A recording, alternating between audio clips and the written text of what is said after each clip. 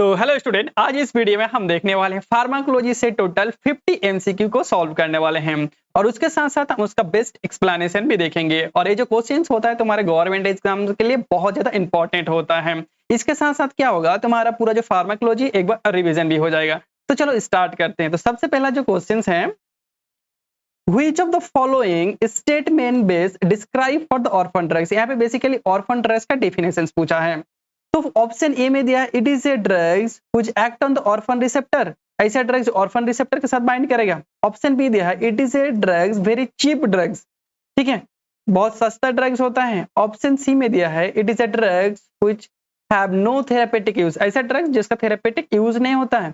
Option D दिया it is a drugs required for the treatment और prevention of the rare disease. तो सबसे पहले जानते हैं कि ऑर्फन ड्रग्स क्या होता है। ऑर्फन ड्रग्स वो ड्रग्स होता है जो क्या करता है, रेयर डिजीज को ट्रीटमेंट करने के काम करता है। तो सबसे पहले ऑप्शन क्या दे, देखो, it is a drugs act on the orphan receptor, नहीं, ऑर्फन रिसेप्टर में जाके बाइंड नहीं करता, ये भी नहीं होगा। It is a very cheap drugs, नहीं, ये बहुत सस्ता ड्रग्स, ये भी नहीं होगा। It is a drugs no therapeutic use, drugs का थेरेपेटिक यूज होगा तभी तो हम यूज करते हैं, नहीं, ये भी नहीं होगा। तो ऑप्शन क्या हो जाएगा, डी। ऑप्शन डी में क्या है, drugs required for treatment of the prevention of the rare disease. तो ऑप्शन डी हो जाएगा हमारा करेक्ट आंसर। तो चलो सबसे पहले देखते हैं एक्सप्लेनेशन इसका।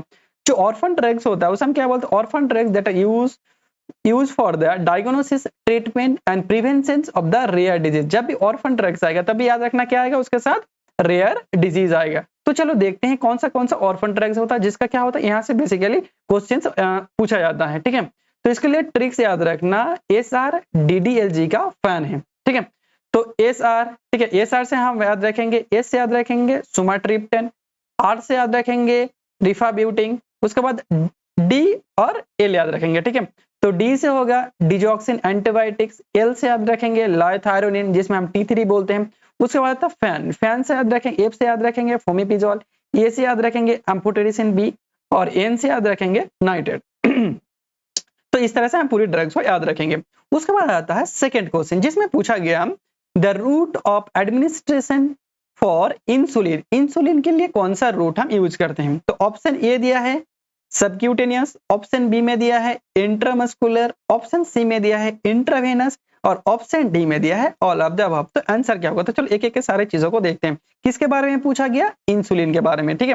तो इंसुलिन के लिए हम कौन सा रूट यूज करते हैं, देखो इंट्रावेनस, इंट्रावेनस हम क्यों करते हैं, बेसिकली इमरजेंसी के लिए यूज करते हैं और इसमें हम बेसिकली क्या देते हैं, एंटीबायोटिक्स देते हैं, ठीक है, मॉर्फिन देते हैं, ठीक है, सलाइन देते हैं, जैसे हम बोलते हैं आईवी इन्फ्यूजन देते हैं, तो ये सब देते हैं। तो ये तो नहीं होगा, दैट मींस ये नहीं होगा, तो ऑप्शन डी भी नहीं होगा कि ऑल ऑफ द अबव नहीं होगा, तो दो ऑप्शन ऑटोमेटिक टर्मिनेटेड हो गया। उसके बाद इंट्रामस्कुलर, तो हम क्या जानते हैं, इंट्रामस्कुलर से हम क्या देते हैं, बेसिकली वैक्सीन देते हैं, ठीक है, पेनिसिलिन देते हैं, ये सब ड्रग देंगे, तो ये भी नहीं होगा। तो ऑप्शन क्या हो जाएगा, बच गया ऑप्शन ए। तो ऑप्शन ए हो जाएगा हमारा राइट आंसर। इंसुलिन हम कौन सी रूट से देते हैं, सब क्यूटेनियस रूट से देते हैं। तो चलो देखो, आईबी से क्या देते हैं, मॉर्फिन देते हैं, एंटीबायोटिक्स देते हैं, आईएम से देते हैं वैक्सीन, एससी से देते हैं, दैट मींस सब क्यूटेनियस से देते हैं, इंसुलिन और हेपारिन को देते हैं। याद रखना, बहुत इंपॉर्टेंट क्वेश्चन है। उसके बाद आता है क्वेश्चन नंबर थर्ड में पूछा गया cytochrome P450 enzyme are mainly responsible for, that means cytochrome P40 जो एंजाइम होता है किसके लिए रिस्पांसिबल होता है।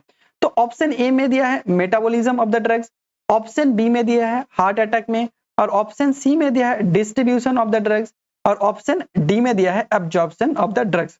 तो क्या पूछा गया, किसके लिए पूछा गया, साइटोक्रोम P50 एंजाइम के बारे में पूछा गया। तो देखो यहाँ पे सबसे पहले आंसर एक एक सारे आंसर ऑप्शन को देखते हैं। तो ऑप्शन डी में दिया है एब्जॉर्प्शन। तो एब्जॉर्प्शन कौन सा प्रोसेस होता है, ड्रग्स हमने लिया, साइट ऑफ एडमिनिस्ट्रेशन से कहां से होगा, ब्लड से जाएगा, तो यहाँ तो आने के लिए कोई एंजाइम की जरूरत पड़ेगा, नहीं पड़ेगा। डिस्ट्रीब्यूशन, दैट मींस क्या होगा, ब्लड से कहां तक जाएगा, ऑर्गन तक जाएगा, तो इसके लिए कोई एंजाइम की जरूरत नहीं पड़ेगी। हार्ट अटैक के लिए भी नहीं। दैट मींस मेटाबॉलिज्म, मेटाबॉलिज्म में बेसिकली क्या होता है, केमिकल का चेंजेस होता है, क्या होता है, केमिकल का चेंजेस होता है, ठीक है। तो केमिकल का चेंजेस करने के लिए क्या जरूरत पड़ता है, हमें एंजाइम का जरूरत पड़ता है। तो हमारा जो आंसर होगा, आंसर क्या होगा, ऑप्शन ए, ठीक है। तो साइटोक्रोम P50 एंजाइम किसके लिए रिस्पांसिबल है, मेटाबॉलिज्म के लिए, ठीक है। तो देखो साइटोक्रोम P40 एंजाइम जो होता है क्या होता है, enzyme found in the liver, एक कहां में मिलता है, हमें लीवर में मिलता है। एक टाइप का क्या होता है, माइक्रोजोबल एंजाइम होता है जो रिस्पांसिबल होता है मेटाबॉलिज्म के लिए। मेटाबॉलिज्म में क्या होता है, बायो ट्रांसफॉर्मेशन, ठीक है। और ये क्या करता है, लिपिड जो फैट सॉल्युबल ड्रग्स है वो क्या करता है, कन्वर्ट करता है वाटर सॉल्युबल और अनआयोनाइज्ड ड्रग्स क्या करता है, आयोनाइज में कन्वर्ट करने का काम करता है। दैट मींस क्या करता है, हमारा जो केमिकल चेंजेस है उसको कराने का काम करता है, ठीक है। उसके बाद आता है क्वेश्चन नंबर 4 जो इंपॉर्टेंट होता है, लीवर माइक्रोजोबल एंजाइम आर स्टिमुलेटेड। तो बेसिकली यहाँ पे पूछा गया एंजाइम इंड्यूसर के बारे में पूछा गया। तो सबसे पहले देखते हैं हर एक ऑप्शंस को। ऑप्शन ए में दिया है सिमिटाडिन, ऑप्शन बी में दिया है फिनोबार्बिटोन, ऑप्शन सी में दिया है कीटोकोनाजोल, ऑप्शन डी में दिया है सिप्रोफ्लॉक्सासिन। तो कौन सा आंसर होगा? तो चलो एक एक करके सारी चीजों को देखते हैं। हमें क्या पूछा गया, एंजाइम इंड्यूसर के बारे में पूछा गया। तो सिमिटाडिन हम क्या जानते हैं, ये क्या होता है, एंजाइम क्या होता है, इनहिबिटर होता है, तो ये तो नहीं होगा। फिनोबार्बिटोन क्या होता है, एंजाइम इंड्यूसर होगा। तो चलो हमारा ऑप्शन क्या मिल गया, आंसर क्या मिल गया, जो इंड्यूसर पूछा है that means stimulate, that means inducer. तो हमारा ऑप्शन मिल गया बी। तो बाकी के ऑप्शन भी एक बार देख लेते हैं। कीटोकोनाजोल जाता है, एंजाइम इनहिबिटर होता है, तो ये भी नहीं होगा। सिप्रोफ्लॉक्सासिन ये भी क्या होता है, हमारा एंजाइम इंड्यूसर होगा। तो बचा एक ही फिनोबार्बिटोन, तो फिनोबार्बिटोन होगा हमारा एंजाइम इंड्यूसर, ठीक है। तो ऑप्शन देखो, तो देखते हैं एंजाइम इंड्यूसर कौन सा होता है और एंजाइम इनहिबिटर। एंजाइम इंड्यूसर क्या होता है, बेसिकली जो हमारा मेटाबॉलिज्म को क्या करता है, इंक्रीज करने का काम करता है, और एंजाइम इनहिबिटर हमारा मेटाबॉलिज्म को क्या करता है, डिक्रीज करने का काम करता है, ठीक है। तो सबसे पहले देखते हैं एंजाइम इंड्यूसर में कौन सा ड्रग्स आता है, ठीक है। तो बेसिकली देखो, इसको याद करने के लिए एक ट्रिक्स याद रखना है, ठीक है। इसको याद रखने के लिए क्या याद रखना है, ट्रिक्स। तो देखो सबसे पहले याद रखना जी, ठीक है, और ये दोनों को याद रखने के लिए पी, ठीक है, आर एस, ठीक है, सेल फोन याद रखना, ठीक है, जीपीआरएस सेल फोन। तो जी से आ जाएगा तुम्हारा ग्रीसियोफोल्विन और ग्लूकोकॉर्टिकॉइड्स, उसके बाद पी से आएगा फिनोल्टोइन और फिनाइल ब्यूटाजोन, और आर से आएगा रिफाम्पैसिन, और एस से आएगा स्मोकिंग, और सेल से आएगा कार्बामाजेपिन और क्लोरडिहाइड। उसके बाद अगर फोन से आ जाएगा फिनोबार्बिटोन। तो देखो एक याद रखोगे ऑटोमेटिकली दूसरा याद आ जाएगा, दूसरा याद करने जाओगे तो सब भूल जाओगे, तो एक याद रख लेना, ठीक है। तो एंजाइम इंड्यूसर याद रखोगे तो ऑटोमेटिक एंजाइम इनहिबिटर भी याद हो जाएगा, बाकी जितना भी है।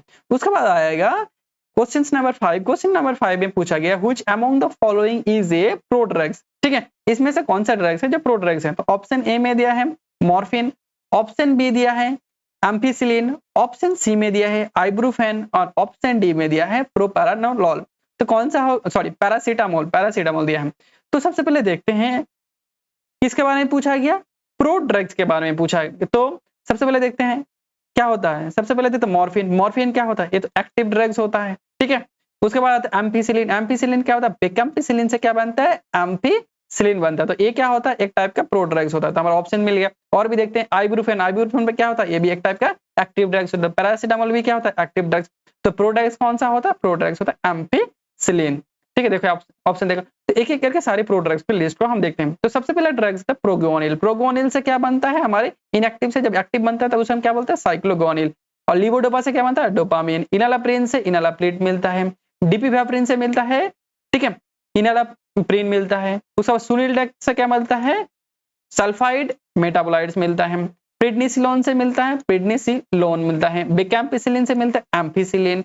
सल्फासैलाजिन से मिलता है 5 एमिनो सैलिसाइलिक एसिड। एसाइक्लोविर से मिलता है एसाइक्लोविर ट्राइफॉस्फेट।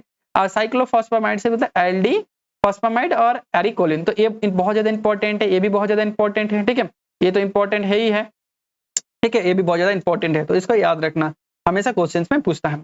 उसके बाद आता है क्वेश्चन नंबर 6। क्वेश्चन नंबर 6 में पूछा गया which of the following which division of the ANS is responsible for fight and flight response. मतलब एएनएस का ऐसा कौन सा डिवीजन है जो क्या करता है, फाइट एंड फ्लाइट के लिए रिस्पॉन्सिबल होता है। तो ऑप्शन ए में दिया है पैरासिम्पैथेटिक, ऑप्शन बी दिया है सिंपैथेटिक, ऑप्शन डी में दिया है सोमैटिक, और ऑप्शन सी में दिया है सोमैटिक, और ऑप्शन डी में दिया है सेंट्रल नर्वस सिस्टम।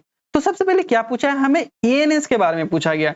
तो sympathetic nervous system, sorry central nervous system तो होगा नहीं, ये खुद एक पार्ट है central nervous system, that means जिसके अंदर ब्रेन और स्पाइनल कॉर्ड आता है, ये तो होगा नहीं। सोमैटिक नर्वस सिस्टम किसका पार्ट है, सोमैटिक नर्वस सिस्टम मतलब पेरिफेरल नर्वस सिस्टम, तो ये तो होगा नहीं, तो दो ऑप्शन ऑटोमेटिकली टर्मिनेट हो गया। उसके बाद बचता है दो, एक तो होता है सिंपैथेटिक और पैरासिम्पैथेटिक। तो सिंपैथेटिक हम क्या जानते हैं, रेस्ट एंड डाइजेस्ट कंडीशन हम जानते हैं, और जो सिंपैथेटिक नर्वस सिस्टम होता है उसे हम क्या बोल जानते हैं, उसको जानते हैं हम इमरजेंसी कंडीशन, और इमरजेंसी को हम बोलते हैं फाइट एंड फ्लाइट कंडीशंस बोलते हैं, ठीक है। तो हमारा ऑप्शंस क्या हो जाएगा, ऑप्शन जो बी होगा वो हमारा करेक्ट आंसर होगा, ठीक है। तो देखो सिंपैथेटिक इज करेक्ट आंसर। तो एक एक करके सेंट्रल नर्वस सिस्टम को जानते हैं। देखो जो नर्वस सिस्टम होता है बेसिकली हमारा दो टाइप का होता है, एक तो होता है सेंट्रल नर्वस सिस्टम। तो सेंट्रल नर्वस सिस्टम बेसिकली क्या था, ब्रेन और स्पाइनल कॉर्ड, ये क्या करता है हमारी बॉडी को कंट्रोल करने का काम करता है। उसके बाद peripheral nervous system. Peripheral nervous system क्या करता है, हमारी बॉडी को लिंक करता है किसके साथ, हमारा सेंट्रल नर्वस सिस्टम के साथ। तो पेरिफेरल नर्वस सिस्टम के अंदर दो पार्ट होता है, एक तो होता है ऑटोनॉमिक नर्वस सिस्टम और दूसरा होता है सोमैटिक नर्वस सिस्टम। जो ऑटोनॉमिक होता है इनवॉलेंटरी, ऑटोमेटिकली हमारी बॉडी में जो काम करेगा। सोमैटिक जिसको वॉलेंट करने की जरूरत होता है, जो ऑटोमेटिकली काम नहीं करता। सोमैटिक में क्या था, मसल्स के बारे में था। तो यहाँ पे क्वेश्चन में पूछा गया ऑटोनॉमिक के डिवीजन में। तो ऑटोनॉमिक डिवीजन में कितना पार्ट है, एक तो सिंपैथेटिक और दूसरा था पैरासिम्पैथेटिक। और सिंपैथेटिक जिसका हम बोलते हैं फाइट एंड फ्लाइट और इमरजेंसी कंडीशंस, और पैरासिम्पैथेटिक को कूल एंड काम कंडीशन। जो हमारा आंसर था सिंपैथेटिक, ठीक है। उसके बाद आता है हम acetyl choline is hydrolysed by the enzyme. Acetyl choline को कौन से एंजाइम हाइड्रोलाइज करता है। तो ऑप्शन ए दिया है एसिटाइलेज, ऑप्शन बी दिया है कोलिनेज, ऑप्शन सी दिया है एसिटाइल कोलिन एस्टरेज और ऑप्शन डी में दिया है ट्रांसफरेज। तो कौन सा आंसर होगा, तो देखो एसिटाइलेज तो होगा नहीं कि ये एसिटाइल कोलिन तोड़ के क्या हो जाता है, एसिटाइलेज और कोलिन में तोड़ता है हम दोनों में। तो ये तो भी नहीं होगा, ए भी नहीं होगा। उसके बाद ट्रांसफरेज भी नहीं होगा। तो कौन सा हो जाएगा, एसिटाइल कोलिन एस्टरेज एंजाइम क्या करता है, उसका राइट आंसर होगा। तो राइट आंसर क्या होगा, हमारा सी राइट आंसर होगा। तो देखो किस तरह से काम करता है। देखो सबसे पहले क्या होता है, ये माइटोकॉन्ड्रिया। माइटोकॉन्ड्रिया से क्या बनता है, एसिटाइल कोआ बनता है। एसिटाइल कोआ और हमारे बॉडी में प्रेजेंट होता है क्या, कोलिन। फिर क्या बनता है, दोनों मिलके क्या बनता है, एसिटाइल कोलिन बनता है by the help of choline acetyl transferase enzyme की मदद से। फिर क्या होता है, हमारे वेसिकल में स्टोर हो जाता है एसिटाइल कोलिन। फिर क्या, ए वाला पोर्शन को हम बोलते हैं प्री साइनेप्टिक, ठीक है, और ये वाला पोर्शन को हम बोलते हैं पोस्ट साइनेप्टिक, और इसको बोलते हैं हम साइनेप्टिक क्लिप बोलते हैं ये वाला पोर्शन को, ठीक है। तो देखो जब प्री साइनेप्टिक से जब जरूरत पड़ेगा एसिटाइल कोलिन को, फिर क्या होगा, रिलीज होगा। रिलीज होकर क्या करेगा, रिसेप्टर में जाके बाइंड करेगा, आइदर एन में और आइदर एम में, ठीक है। फिर क्या होता है, जब उसका काम खत्म हो जाता है फिर क्या हो जाता है, उसको मेटाबोलाइज कर देता है कौन, हमारा जो कोलिन एस्टरेज एंजाइम होता है, एसिटाइल कोलिन एस्टरेज एंजाइम भी बोल सकते हो। ये क्या करता है, उसको तोड़ देता है। तोड़ने के बाद क्या करता है, एसिटाइलेज और कोलिन में डिवाइडेड करते हैं। जो कोलिन होता है फिर क्या होता है, फिर जाके प्री साइनेप्टिक में जाके स्टोर हो जाता है, और जो एसिटेट होता है वो क्या हो जाता है, हाइड्रोलाइज हो जाता है। तो यहाँ पे मेटाबोलाइज कौन कर रहा था, तो मेटाबोलाइज कर रहा था कोलिन एस्टरेज एंजाइम। तो हमारा आंसर भी हो गया कोलिन एस्टरेज एंजाइम, ठीक है। चलो उसके बाद हम देखते हैं क्वेश्चन नंबर 8 में पूछा गया cardiac muscarinic receptor present, that means heart में कौन सा रिसेप्टर प्रेजेंट होगा, वो भी क्या, मस्करनिक, ठीक है, एम रिसेप्टर। तो सबसे पहले देखते हैं, ऑप्शन ए में दिया है तुम्हारा M1 रिसेप्टर, ऑप्शन बी में दिया है M2 रिसेप्टर, और ऑप्शन सी में दिया है M3 रिसेप्टर, और ऑप्शन डी में दिया है ऑल ऑफ द अबव। तो चलो एक एक के सारे चीजों को जानते हैं। हार्ट में कौन सा मसल पे, तो M1 हम क्या जानते हैं, स्टोमक में, कहाँ पे, स्टोमक में और इंटेस्टाइन में, तो ए नहीं होगा। उसके बाद होता है ऑप्शन बी में दिया हार्ट, ऑप्शन बी दिया M2 कहाँ प्रेजेंट होता है, हार्ट। तो चलो ये आंसर हो जाएगा। बाकी का ऑप्शन देखते हैं, बाकी का ऑप्शन M3 कहाँ प्रेजेंट होता है, आई हो गया हमारा, ठीक है, ब्रोंकियल्स हो गया, दैट मींस ए भी नहीं होगा, और ऑल ऑफ द अबव तो होगा ही नहीं जब ये नहीं होगा। तो दैट मींस हमारा आंसर क्या हो जाएगा, आंसर हो जाएगा बी कहाँ प्रेजेंट होता है, हार्ट। देखो ऑप्शन हो गए। उसके बाद सारे हम रिसेप्टर को एक बार देख लेते हैं जो इंपॉर्टेंट होता है फॉर एग्जाम। देखो कोलिनर्जिक रिसेप्टर बेसिकली दो टाइप का होता है, एक तो होता है निकोटिनिक रिसेप्टर जिसे हम बोलते हैं एन रिसेप्टर, और दूसरा होता है मस्करिनिक रिसेप्टर जिसे हम बोलते हैं एम रिसेप्टर, ठीक है। तो कोलिनर्जिक जो निकोटिनिक रिसेप्टर होता है बेसिकली दो टाइप का, एक एन और एक होता है एन। एन जो होता है वो कहाँ पे, गैंग्लियन और एडिनल मेडुला में प्रेजेंट होता है। जो एम होता है वो कहाँ प्रेजेंट होता है, न्यूरोमस्कुलर जंक्शन में प्रेजेंट होता है। उसके बाद जो मस्कुलर रिसेप्टर होता है बेसिकली 5 टाइप का होता है, लेकिन हम यहाँ पे 3 टाइप का ही पढ़ेंगे। देखो M1, M2 और M3। जो M1 होता है वो कहाँ प्रेजेंट होता है, स्टोमक और इंटेस्टाइन, M2 हार्ट, और M3 ब्रोंकियल, GIT, ये सब में प्रेजेंट होता है, ठीक है। तो बेसिकली इसको याद कैसे रखोगे, तो देखो M1 तो इसको याद रख लेना, पहले खाओ दैट स्टोमक, दिल लगाओ दैट मींस हार्ट, फिर बाकी काम करो दैट मींस ब्रोंकियल हो गया, जितने सारे ग्लैंड्स हो गए, तो इस तरह से याद रखना। उसके बाद आता है क्वेश्चन नंबर 9 में पूछा गया एन एग्जांपल ऑफ कोलिनोमाइमेटिक, क्या पूछा गया, कोलिनोमाइमेटिक अल्कोलॉइड इज, यहाँ से ऐसा कौन सा ड्रग्स है जो कोलिनर्जिक ड्रग्स होगा और क्या होगा, वो एक टाइप का अल्कोलॉइड होगा, ठीक है। तो ऑप्शन ए में देखते हैं पिलोकार्पिन, ऑप्शन बी में दिया है फाइसोस्टिग्मिन, ऑप्शन सी में दिया है पाइरोस्टिग्मिन, और ऑप्शन डी में दिया है पैराथियोन, ठीक है। तो कौन सा होगा कोलिनोमाइमेटिक, देखो ये जो पिलोकार्पिन होता है क्या होता है, एक नेचुरल ड्रग्स होता है, ठीक है।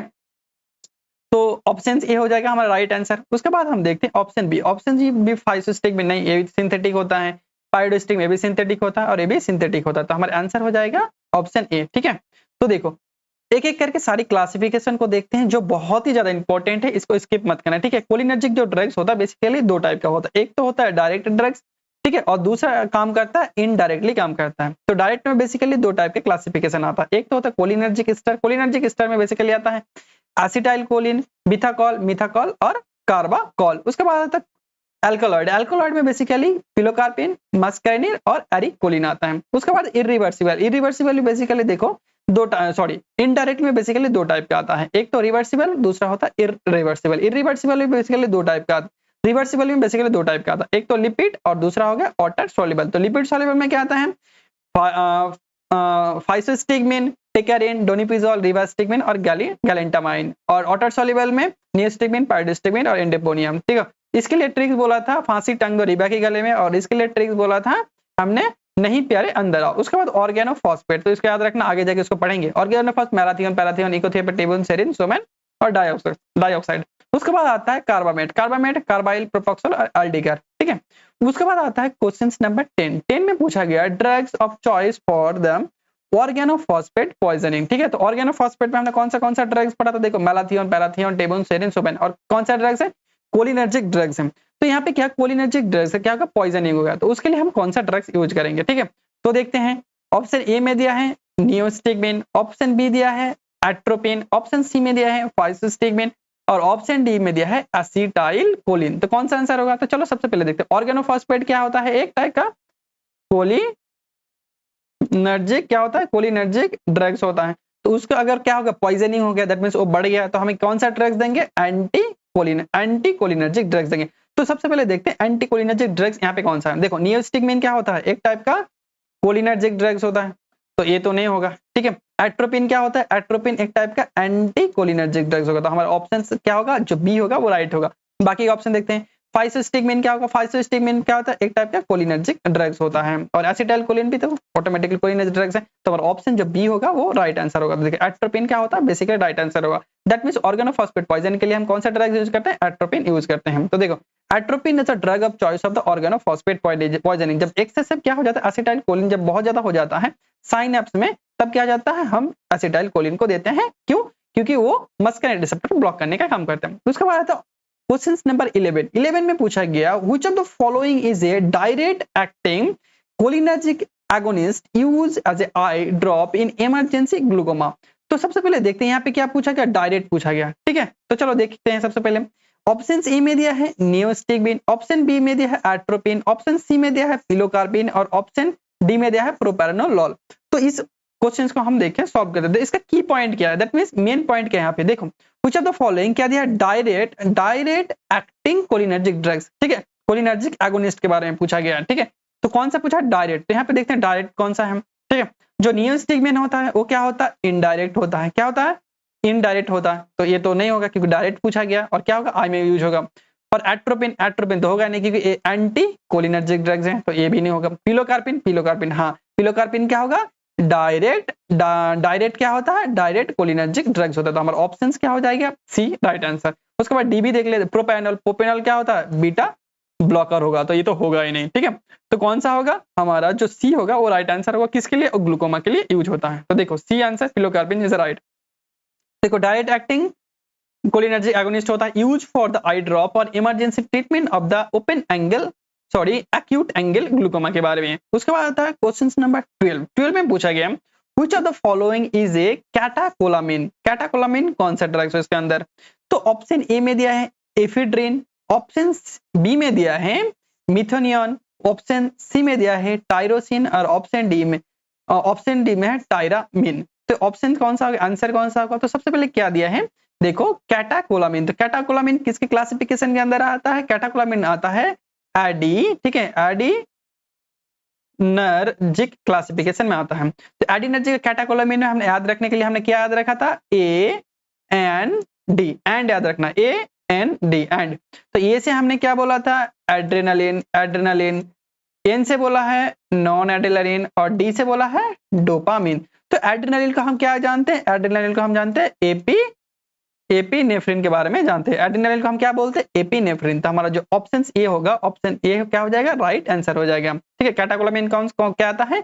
एपिनेफ्रिन। तो सबसे पहले एक एक करके ड्रग्स को देख लेते हैं। देखो, जो डायरेक्ट टेस्ट में आता है कैटेकोलामिन आता है और नॉन कैटेकोलामिन। तो कैटेकोलामिन में हमने क्या बोला था? ए एन डी याद रखना। तो ए से हो गया देखो एड्रेनालिन, एन से हो गया नॉन एड्रेनालिन और डी से हो गया डोपामिन। उसके बाद नॉन कैटेकोलामिन ज़ाइलामिडाज़ोलिन, क्लोनिडीन, ठीक है, फिनोल, एपिनेफ्रिन, सल्ब्यूटामॉल, टर्ब्यूटालिन और एफेड्रिन। उसके बाद आता है इनडायरेक्ट। इनडायरेक्ट में दो टाइप के क्लासिफिकेशन आता है। रिएप्टेक इनहिबिटर जैसे हम कोकेन, ट्राइसाइक्लिक एंटी डिप्रेशन जो डिप्रेशन में भी यूज होगा, और एक्सेस बाय डिस्प्लेसमेंट में आता है एम्फेटामिन। उसके बाद मिक्स टैक्सन में हम बेसिकली देखते हैं एफेड्रिन और सूडो एफेड्रिन। उसके बाद आता है क्वेश्चन नंबर 13 में पूछा गया which of the following and effect of atropine, मतलब इसमें से कौन सा है जो एट्रोपिन का इफेक्ट नहीं है? नोट दिया है, नोट कर लेना। तो सबसे पहले ऑप्शन दिया है, ऑप्शन ए में दिया है rise of the body temperature, ये क्या करता है? बॉडी टेम्परेचर को बढ़ाता है। ऑप्शन बी में दिया है decrease the saliva secretions, saliva secretion को डिक्रीज करता है। ऑप्शन सी में दिया है ब्रेडिकार्डिया, दैट मींस क्या करता है? ये हार्ट रेट को घटाता है। ऑप्शन डी में दिया है इंक्रीज एबी कॉन्डक्शंस। ठीक है, तो ऑप्शंस कौन सा होगा? तो सबसे पहले देखते हैं एट्रोपिन। एट्रोपिन क्या होता है? एक टाइप का एंटीकोलिनर्जिक ड्रग्स होता है। एंटीकोलिनर्जिक ड्रग दैट मींस हम क्या जानते हैं? ये क्या करेगा? हार्ट रेट बढ़ाएगा। हार्ट रेट बढ़ाएगा दैट मींस ये क्या करेगा?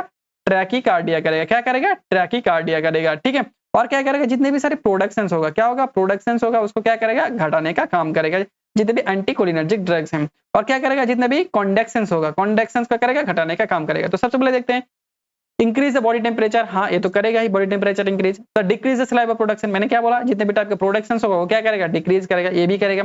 और क्या करेगा? ये हार्ट रेट को बढ़ाएगा, दैट मींस ट्रैकीकार्डिया। तो यहाँ पे क्या दिया? ब्रेडिकार्डिया। तो ये नहीं होगा। ठीक है, ये किसका काम होता है? एक कोलिनर्जिक का काम होता है, नॉट एंटीकोलिनर्जिक। ठीक है, और इंक्रीज एबी कॉन्डक्शन ये भी होगा। तो हमारा ऑप्शन जो सी होगा वो क्या होगा? राइट आंसर होगा। क्या होगा? ब्रेडिकार्डिया।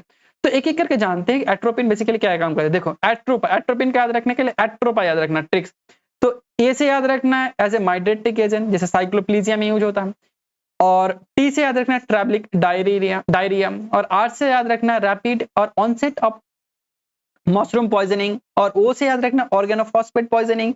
पी से याद रखना प्री एनास्थेटिक मेडिकेशंस। और ए से याद रखना एराथेमिया में यूज होता है। तो ठीक है, उसके बाद आता है तुम्हारा क्वेश्चन नंबर 14। क्वेश्चन नंबर 14 में पूछा गया prazosin as a anti hypertensive agent is. तो पैराजोसिन किस रिसेप्टर में जाके बाइंड करता है? तो ऑप्शन ए में दिया है alpha and beta antagonist. Option B में दिया है बीटा एंटागोनिस्ट। ऑप्शन सी में दिया है बीटा ब्लॉकर। और ऑप्शन डी में दिया है अल्फा ब्लॉकर।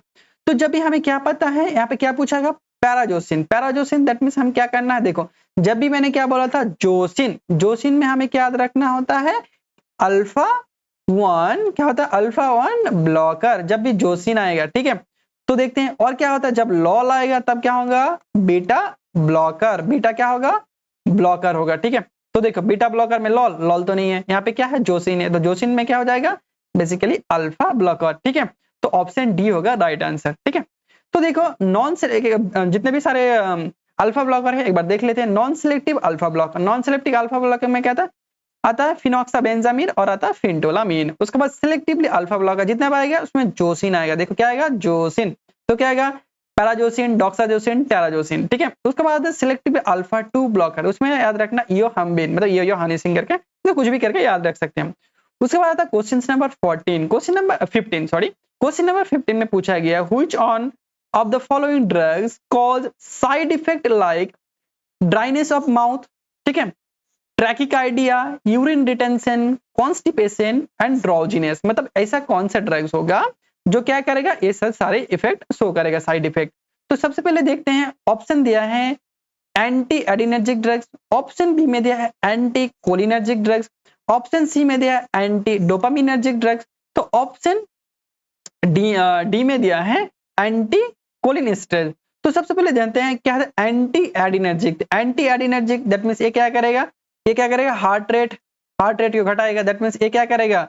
ब्रेडिकार्डिया करेगा। ठीक है, तो यहाँ पे बेसिकली एक वर्ड को पकड़ लो, ट्रैकिकार्डिया। ठीक है, कौन सा? ट्रैकिकार्डिया करेगा। ठीक है, जो एंटी कोलिनर्जिक ड्रग्स होता है दैट मींस ये क्या करेगा? हार्ट रेट को बढ़ाएगा। हार्ट रेट को बढ़ाएगा दैट मींस ये क्या करेगा? ये क्या करेगा, ट्रैकीकार्डिया करेगा। सर ऑप्शन को देख लेते हैं। उसका एंटी डोपामिनर्जिक क्या करता है, हार्ट रेट को घटाता है, दैट मींस ये क्या करेगा, ब्रेडीकार्डिया करेगा। उसके बाद एंटीकोलिनेस्ट्रेस दैट मींस ये भी क्या करेगा, दैट मींस हम कोलिनर्जिक ड्रग्स, और कोलिनर्जिक ड्रग्स क्या करेगा, हार्ट रेट को घटाने का काम करेगा। तो एक ही ऑप्शन हमें मिल रहा है जो एंटीकोलिनर्जिक ड्रग्स है, जो क्या करेगा, हार्ट रेट को बढ़ाएगा, दैट मींस ट्रैकीकार्डिया होगा। तो हमारा ऑप्शन जो बी होगा वही होगा राइट आंसर। देखो ऑप्शन बी होगा राइट आंसर, ठीक है। तो देखो एक एक करके सारी चीजों को हमने देख लिया। जो एंटीकोलिनर्जिक ड्रग्स है वो क्या करता है, dryness of mouth, tachycardia, urine retention, constipation, drowsiness और कंफ्यूजन। तो बाकी सारे एक बार देख लेना। उसके बाद आता है क्वेश्चन नंबर 16 में पूछा गया, D ट्यूबरक्लिन produce skeletal muscle relaxation by the inhibiting, मतलब डी ट्यूबरक्लिन क्या करता है, स्केलेटल मसल रिलैक्सेशन करता है, कौन से रिसेप्टर में जाके बाइंड करते हैं। तो ऑप्शंस ए में दिया है nicotinic receptor in neuromuscular junctions, options B दिया है ganglionic receptor, ganglionic nicotinic receptor, option C में दिया अल्फा एडिनर्जिक रिसेप्टर, और ऑप्शन डी में दिया है मस्कैनिक रिसेप्टर। तो सबसे पहले जानते हैं डी ट्यूबरक्लिन क्या कर रहा है, मसल रिलैक्सेशन। तो सबसे पहले जानते हैं कि मसल्स में कौन सा रिसेप्टर होता है। तो मसल्स में कौन सा रिसेप्टर होता है, बेसिकली मसल्स में हम जानते हैं कि जो हमारा क्या होता है, निकोटिनिक रिसेप्टर होता है। तो निकोटिनिक में कौन सा रिसेप्टर होता है, निकोटिनिक में एनएम जो रिसेप्टर होता है वो कहां प्रेजेंट होता है, न्यूरोमस्कुलर जंक्शन में। तो ऑप्शन ए में देखो nicotinic receptor in neuromuscular junction, तो क्या होगा, यही हो जाएगा हमारा राइट आंसर। तो बाकी भी देख लेते हैं। Ganglionic nicotinic receptor, nicotinic receptor that means इसमें क्या बोला है, एन के बारे में पूछा गया। तो एनएम तो ये गैंग्लिया में प्रेजेंट होगा, तो ये तो नहीं होगा। उसके बाद alpha adrenergic receptor, alpha adrenergic receptor कहां प्रेजेंट होता है, ब्लड वेसल्स में प्रेजेंट होता है, आई में प्रेजेंट होता है, तो ये भी तो नहीं होगा। उसके बाद मस्कैनिक रिसेप्टर कहां प्रेजेंट होता है, ये तो नहीं होगा। ये तो हार्ट में प्रेजेंट होता है, स्मूथ मसल्स में प्रेजेंट होता है, एडिपोज टिश्यू में प्रेजेंट होता है, तो ये भी हमारा नहीं होगा। तो हमारा ऑप्शन जो ये होगा, ये क्या होगा, राइट आंसर होगा, ठीक है। तो देखो D ट्यूबरक्लिन skeletal muscle relaxation inhibit the nicotinic receptor, ठीक है। तो देखो जो हमारा एनएम रिसेप्टर प्रेजेंट होता है वो कहां प्रेजेंट होता है, न्यूरोमस्कुलर जंक्शन, तो इसलिए इंपॉर्टेंट होता है रिसेप्टर। उसके बाद दिया है क्वेश्चन नंबर 17 में पूछा गया सेंट्रली एक्टिंग मसल रिलैक्सेशन, ऐसा कौन सा ड्रग्स है इसमें से जो सेंट्रली मसल रिलैक्सेशन करता है। तो ऑप्शन ए में दिया है मेवाक्यूरिनियम, ऑप्शन बी में दिया है डी ट्यूबरक्लिन, ऑप्शन सी में दिया है डायजेपम, और ऑप्शन सी में दिया डायजेपम, और ऑप्शन डी में दिया है सक्सिनाइल कोलिन। तो क्या पूछा गया यहाँ पे, सेंट्रली पूछा गया, ठीक है, हमें याद रखना सेंट्रली। तो जब मेवाक्यूरियम होता है वो क्या करते हैं, हमारा क्या करता है, पेरिफेरल करता है, पेरिफेरली करता है, और कहां पे करते हैं, जो नॉन डिपोलराइजिंग ब्लॉकिंग का काम करता है। उसके बाद डी ट्यूबरक्लिन ये भी सेम करता है, ये भी क्या करता है, पेरिफेरली काम करता है, और क्या करता है, नॉन डिपोलराइजिंग ब्लॉकर होता है। उसके बाद डायजेपम हम क्या जानते हैं, ये क्या करता है, सेंट्रली काम करता है डायजेपम। तो हमारा ऑप्शंस क्या हो जाएगा, सी सेंट्रली। उसके बाद और भी देख लेते हैं सैक्सोनियल कोलिन क्या होता है, ये पेरिफेरली काम करेगा, लेकिन कहां पे काम करेगा, ये डिपोलराइजिंग ब्लॉकर होता है। तो ये भी नहीं होगा, ये भी पेरिफेरल में काम कर रहा है, ये भी कर रहा है, ये भी कर रहा है, तो एक ही ड्रग्स हो रहा है जो सेंट्रली काम कर रहा है, दैट मींस क्या होगा, ऑप्शन सी क्या होगा हमारा, डायजेपम होगा राइट आंसर। तो देखो एक बार क्लासिफिकेशन भी देख लो, बहुत इंपॉर्टेंट होता है। पेरिफेरली कौन सा काम करता है, दूसरा होता है, दो टाइप का क्लासिफिकेशन होता है, एक तो होता है तुम्हारा नॉन डिपोलराइजिंग एजेंट जिसे हम बोलते हैं कॉम्पिटिटिव ब्लॉकर, और दूसरा होता है डिपोलराइजिंग ब्लॉकर, ठीक है। तो जो नॉन डिपोलराइजिंग ब्लॉकर होता है, जो शॉर्ट एक्टिंग होता है, जिसे हम मेवाक्यूरियन, ये भी क्वेश्चन में पूछता है बार बार। उसके बाद इंटरमीडिएट में आता वेक्यूरियम, एट्राक्यूरियम, सिस्टाक्यूरियम, उसके बाद आता रोक्यूरियम, ठीक है। उसके बाद लॉन्ग एक्टिंग डॉक्साक्यूरियम, पेनक्यूरियम, पाइप्राक्यूरियम और टिवाक्यूरिन, तो ये इंपॉर्टेंट है होता है। उसके बाद डिपोलराइजिंग में आता है सैक्सिनियम कोलिन और डेकोमिथोनियम। उसके बाद आता है सेंट्रली एक्टिंग में एक ही ड्रग्स, मतलब ये वाला बेंजोडाइजेपिन में एक ही ड्रग्स आता है जिसे हम बोलते हैं डायाजेपम, जो इंपॉर्टेंट होता है। उसके बाद मिफेंसिन ग्रुप में आता है बेसिकली मिफेंसन, देखो ये हमारा ऑप्शन नहीं होगा, हमारा ऑप्शन ए होगा, गलत यहाँ पे लग गया होगा, ठीक है। उसके बाद आधार में आता है बैक्लोफेन, ठीक है, बैक्लोफेन, ट्राजीडोन, ये सब होता है, ठीक है। और जो डायरेक्टली होता है, ये डायरेक्टली कभी पूछता है, डायरेक्टली जो होता है उसमें मतलब डेंटोडियम, सेरोडियम और क्विनिन तो बार बार पूछता है कि ऐसा कौन सा ड्रग्स होता है जो डायरेक्टली जाके काम करता है, होगा क्विनिन। उसके बाद आता है क्वेश्चन नंबर 18 में होता है skeletal muscle relaxation causing significant release of histamine, that means ऐसा कौन सा ड्रग्स होगा जो स्केलेटल मसल रिलैक्सेशन होगा लेकिन क्या करेगा, साथ के साथ हिस्टामिन रिलीज करेगा, that means allergic reaction show करेगा। तो ऑप्शन ए में दिया है पेनक्यूरियम, ऑप्शन बी में दिया है एट्राक्यूरियम, ऑप्शन सी में दिया है डेंट्रोलिन और ऑप्शन डी में दिया है डी ट्यूबरकेलिन। तो ऑप्शन कौन सा आंसर होगा? तो यहाँ पे बेसिकली याद रखना, इसको याद रखना बेसिकली जो हमारा क्या होता है डी ट्यूबरकेलिन होता है, वो क्या होता है, उसका साइड इफेक्ट यही होता है कि जो क्या करता है, वो काम करता है हमारी बॉडी में, तब क्या करता है, वो हिस्टामिन को रिलीज करता है, that means allergic reaction show होता है। तो हमारा ऑप्शन क्या हो जाएगा? ऑप्शन हो जाएगा डी। ठीक है, देखो डी।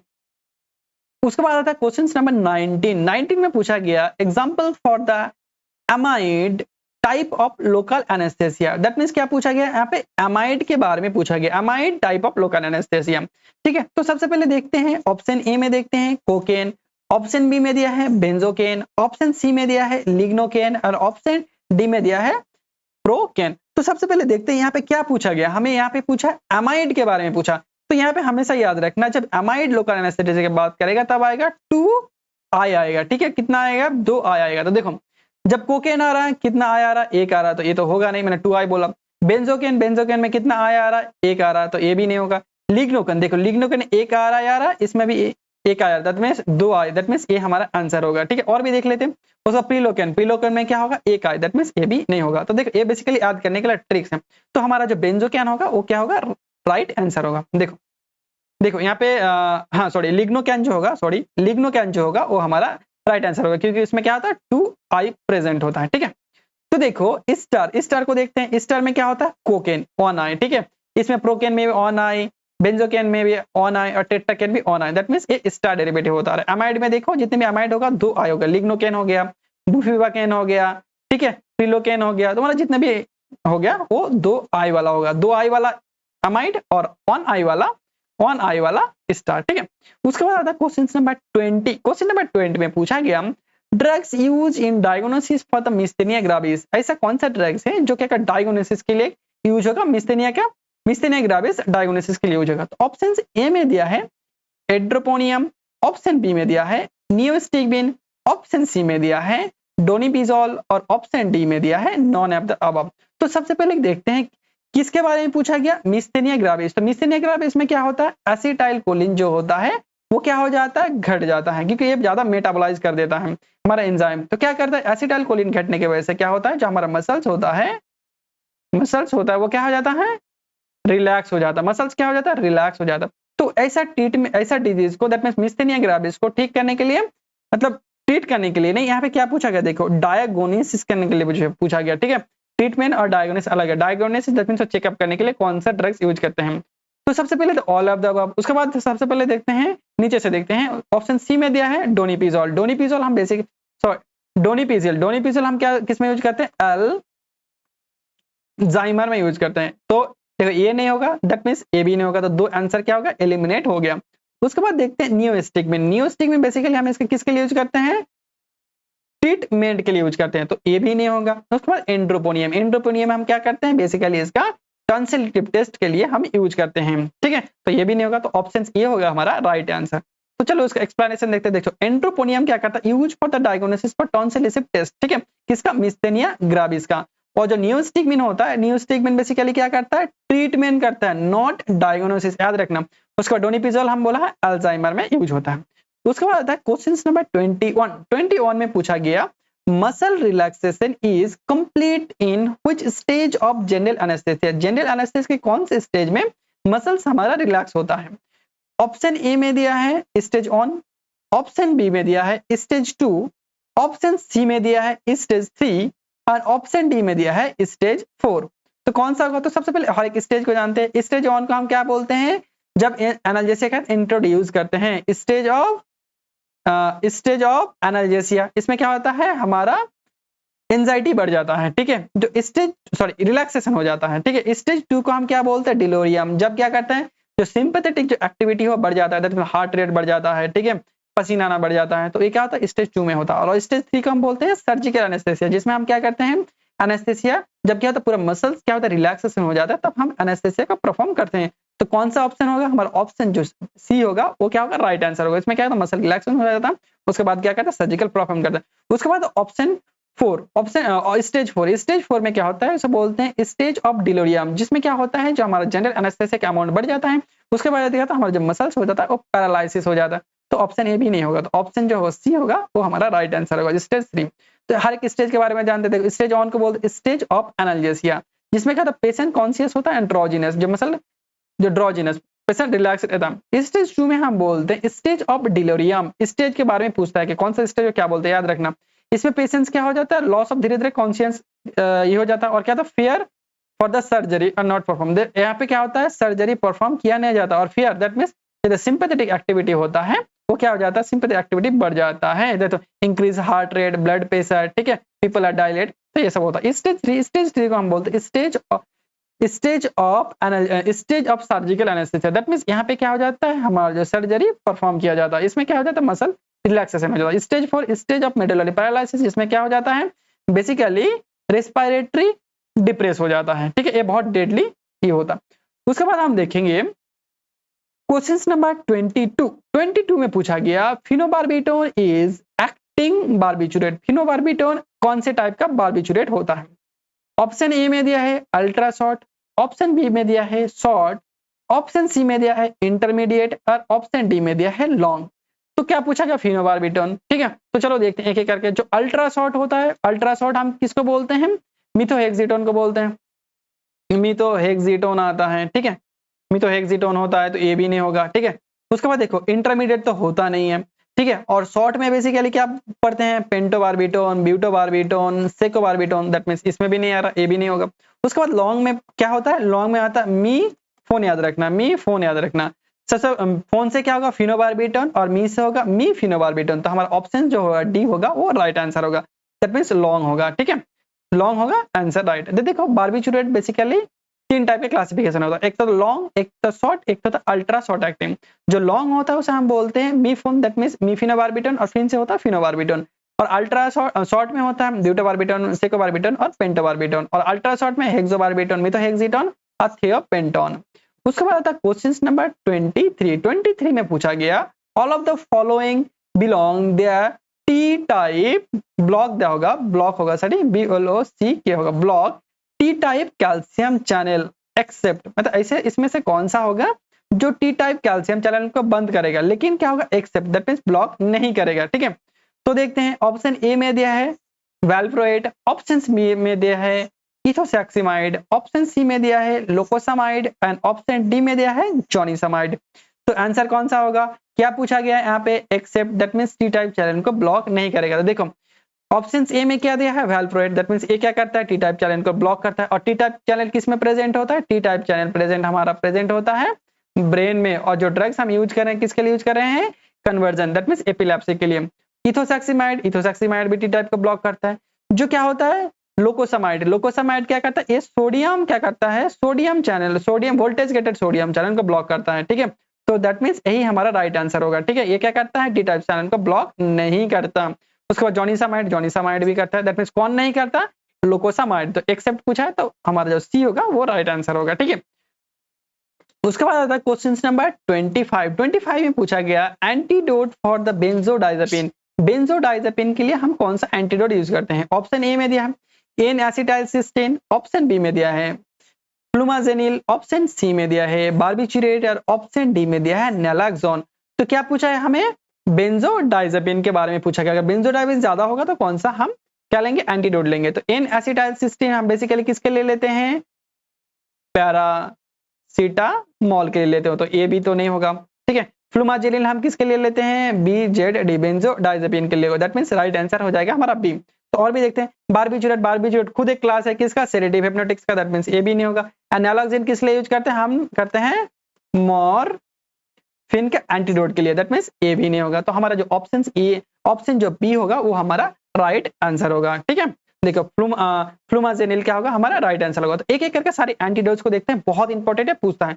तो एट्रोपिन का एंटीडोट कौन सा होता है, फाइसोस्टिग्मिन, और बेंजोडाइजेपिन का फ्लूमाजेनिल, कैल्शियम चैनल ब्लॉकर का कैल्शियम क्लोराइड, उसके बाद साइनाइड का sodium nitrate and sodium thiosulphate, उसके बाद डिजॉक्सिन इम्यूनोफैब, उसके बाद हेपारिन याद रखना, ठीक है, प्रोटामिन सल्फेट, हेपारिन बहुत इंपॉर्टेंट होता है। उसके बाद इंसुलिन के लिए हम ग्लूकागॉन यूज करते हैं, और आयरन के लिए डिस्परोक्सामिन बहुत इंपॉर्टेंट है, पूछता है। उसके बाद लेड के लिए डाइमार्केप्रोल जिसे EDT भी बोलते हैं, ये भी इंपॉर्टेंट है। उसके बाद मॉर्फिन के ऑप्शन में था, ये क्या था, नैलोक्सोन यूज करते हैं, और उसका मिथेनॉल के लिए फोमीपिजोल यूज करते हैं, ऑर्गेनोफॉस्फेट के लिए हम एट्रोपिन यूज करते हैं, ये तो बहुत इंपॉर्टेंट है। उसके बाद paracetamol N acetyl cysteine use करते हैं, और ऑर्फिन के लिए विटामिन के ऑन यूज करते हैं, ठीक है। उसके बाद आता है क्वेश्चन नंबर 25। क्वेश्चन नंबर 25 में पूछा गया choice the selective serotonin reuptake inhibitor use in depression.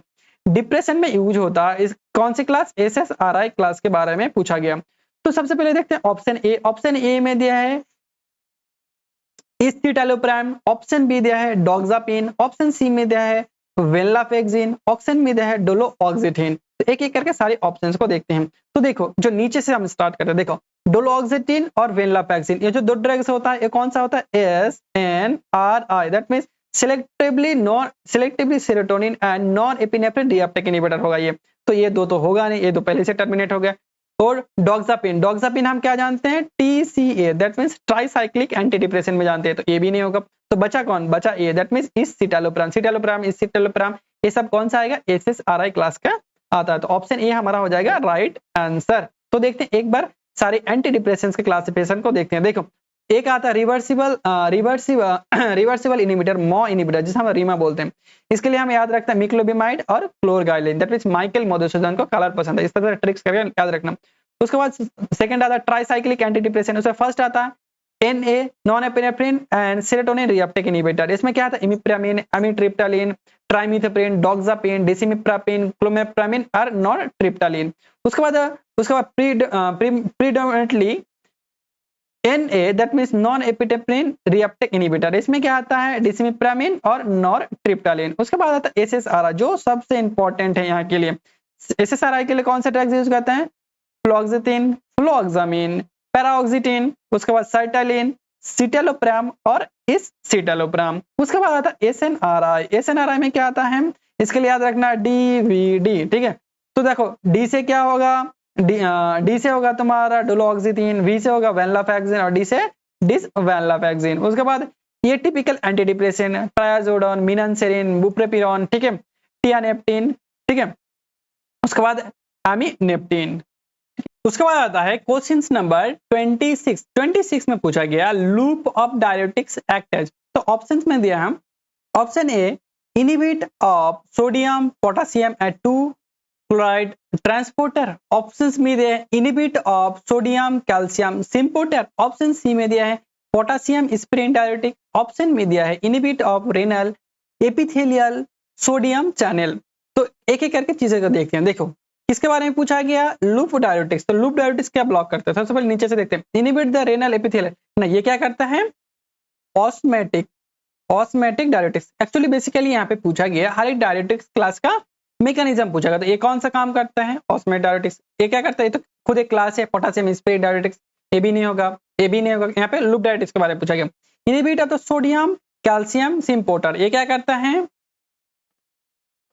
Thyroid करता है, दैट मींस ये भी नहीं होगा। तो यहाँ पे आंसर होगा हमारा ए। ये क्या करता है, inhibit of sodium potassium and 2 chloride channel transporter, कौन इसको इनहिबिट करता है, हमारा लूप डायरेटिक्स। तो ऑप्शन ये होगा हमारा राइट आंसर। तो देखो ये कहते हैं सारे, इसको भी देखते हैं। कार्बोनिक एनाहाइड्रेस इनहिबिटर, तो ये कहाँ पे काम करता है, PCT में काम करता है। क्या करता है, इनहिबिट द बाइकार्बोनेट रिएब्जॉर्प्शन। उसको तो ऑस्मेटिक डायरेटिक्स क्या करते हैं, यहाँ पे डिसेंडिंग लूप ऑफ हेनले में काम करता है। ये क्या करता है, inhibit of the water and sodium reabsorption. उसके बाद लूप डायरेटिक्स में क्या करता है, असेंडिंग लूप ऑफ हेनले में काम करता है, जो क्या करता है, inhibit of sodium potassium and chloride को ट्रांसपोर्टर को रोकता है। उसके बाद थायराइड में कहाँ पे काम करता है, RLDCT में काम करता है। क्या करता है, इनहिबिट सोडियम एंड क्लोराइड को transporter, sodium and chloride transporter को क्या करता है, ये इनहिबिट करता है। उसके बाद पोटेशियम स्प्रिंग डायरेटिक्स, ये क्या करता है, DCT में लेट, ये क्या करता है, अर्ली में काम करता है, ये क्या करता है, लेट DCT में काम करता है। ये क्या करता है, inhibit of sodium reabsorption and potassium secretion का काम करता है। उसके बाद आता है क्वेश्चन नंबर 27 में पूछा गया है एक common side effect like loop diuretics and thyroid diuretics.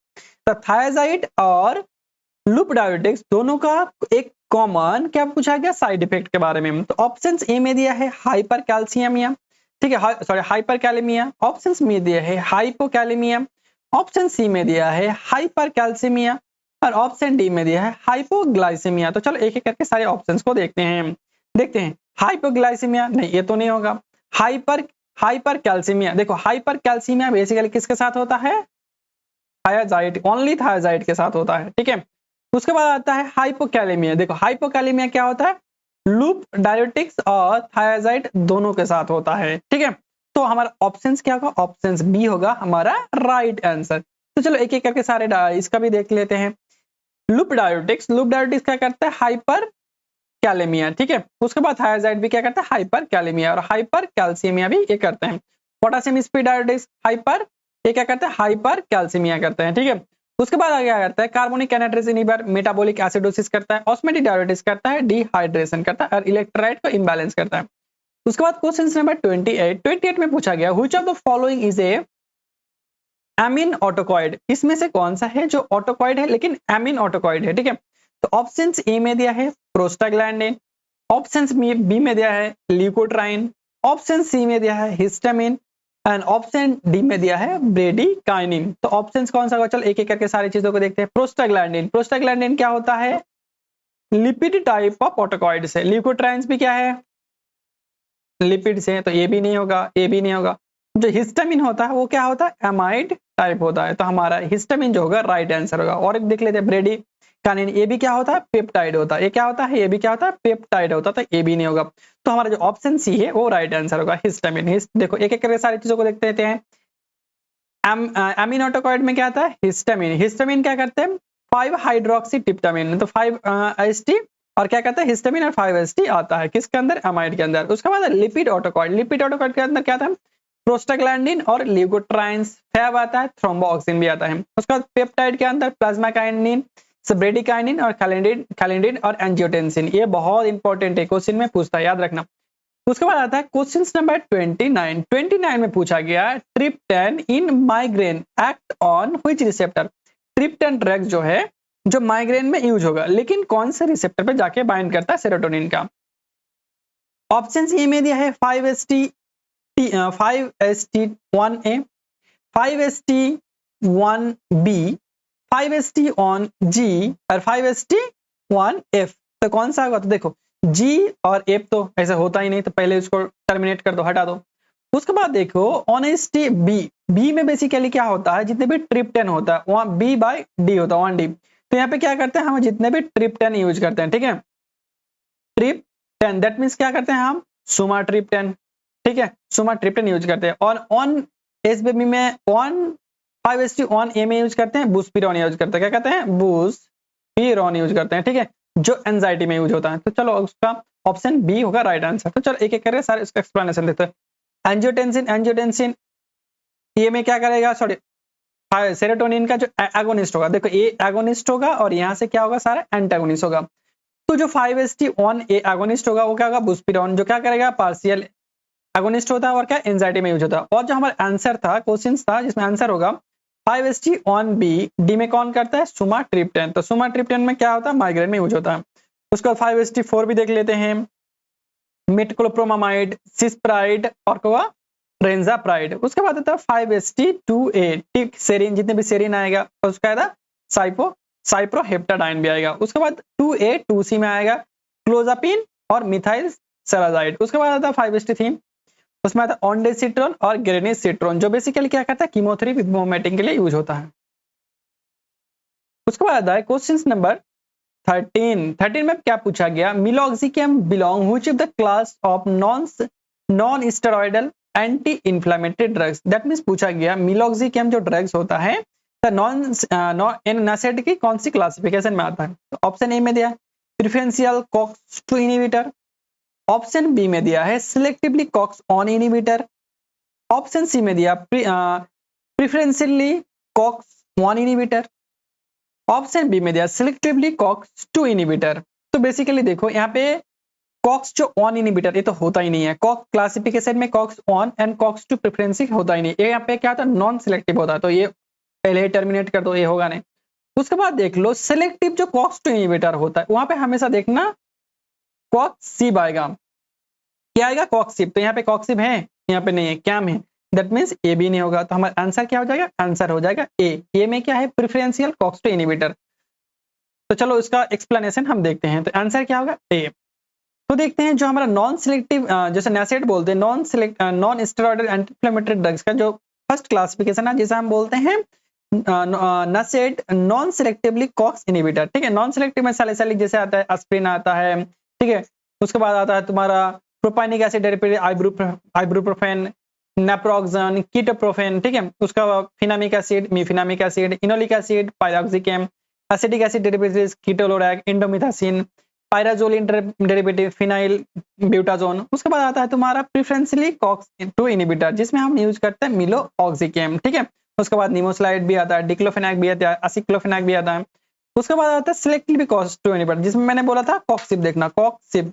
तो देखो सिलोकॉक्सिब, इट्रोकॉक्सिब, पिरिकॉक्सिब आया। उसके बाद आता है analgesic antibiotic with poor inflammatory action जिसमें बेसिकली हम पैरासीटामोल यूज करते हैं जिसका केमिकल नाम है एसिटामिनोफेन, और बेंजोकेन में बेंजोऑक्साकेम में आता है तुम्हारा निफोपेम जो न्यू ड्रग्स होता है। ठीक है, तो इस तरह से पूरा एनासिड को याद रखना। उसके बाद आता है क्वेश्चन नंबर 31, थर्ड टाइम में पूछा गया which of the following is the correct match of the drugs which mechanism actions in their management of congestive heart failure। मतलब congestive heart failure के लिए कौन सा ड्रग्स का मैकेनिज्म सही होगा। तो फर्स्ट दिया गया तुम्हारा हाइड्रोलाजिन। हाइड्रोलाजिन में क्या होता है, प्रीलोड कम करेगा बोला है। ऑप्शंस में दिया है टॉर्सेमाइड, टॉर्सेमाइड क्या करेगा, आफ्टर लोड को कम करेगा। ऑप्शंस बी में सी में दिया है नाइट्रेट, डिक्रीज प्रीलोड, और ऑप्शन डी में दिया है डोब्यूटामिन, डिक्रीज हार्ट रेट। तो क्या होगा हमारा ऑप्शन। तो देखो सबसे पहले क्या किया गया है, क्या पूछा गया, कंजेस्टिव हार्ट फेलियर के बारे में पूछा गया। कंजेस्टिव हार्ट फेलियर में क्या होगा, ड्रग्स वाइज उसका मैकेनिज्म। तो देखो यहाँ पे क्या, देखो यहाँ से हमेशा याद रखना जब क्या आएगा, वेन की बात आएगा। ठीक है, दैट मींस वेनो डायलेटर आएगा, वेनो डायलेटर आएगा। वेनो डायलेटर क्या करेगा, हमेशा क्या करेगा, प्रीलोड को कम करेगा। जो आर्टरी डायलेटर आएगा वो हमेशा क्या करेगा, आफ्टर लोड को घटाएगा। क्यों करेगा ये हम बाद में देखेंगे, ठीक है, एक्सप्लेनेशन में। तो देखो हाइड्रोलाजिन क्या होता है, हाइड्रोलाजिन होता है तुम्हारा आर्टरी डायलेटर। तो आर्टरी डायलेटर होगा तो क्या करेगा, आफ्टर लोड को घटाएगा। तो देखो प्रीलोड को घटा रहा है, दैट मींस ए नहीं होगा। उसके बाद टॉर्सेमाइड, टॉर्सेमाइड क्या होता है, एक टाइप का डायोटिक्स होता है, और डायोटिक्स हमेशा क्या करता है, प्रीलोड को घटाता है। तो ए क्या कर रहा है, आफ्टर लोड को घट रहा है, ए भी नहीं होगा।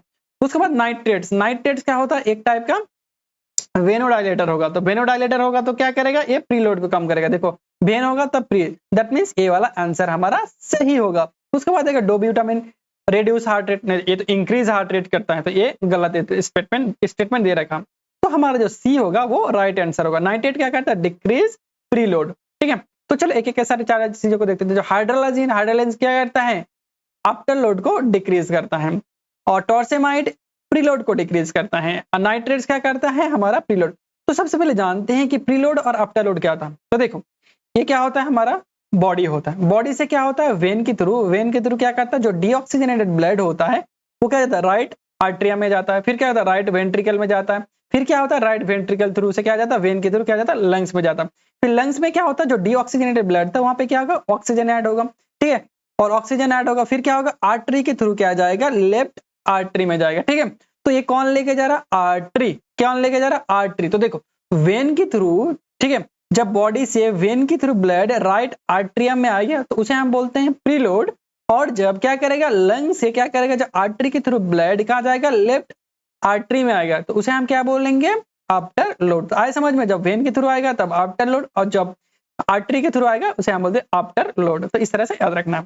उसके बाद आता है क्वेश्चन नंबर 32 में पूछा गया digoxin act by the inhibit. Digoxin किसको इनहिबिट करता है।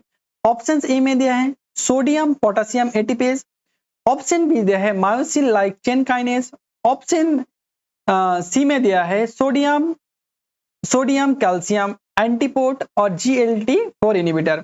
तो सबसे पहले देखते हैं इसका ऑप्शन क्या पूछा गया, डिजॉक्सिन के बारे में पूछा गया। तो डिजॉक्सिन क्या करता है, हमारा फोर्स ऑफ कॉन्ट्रैक्शन को बढ़ाता है।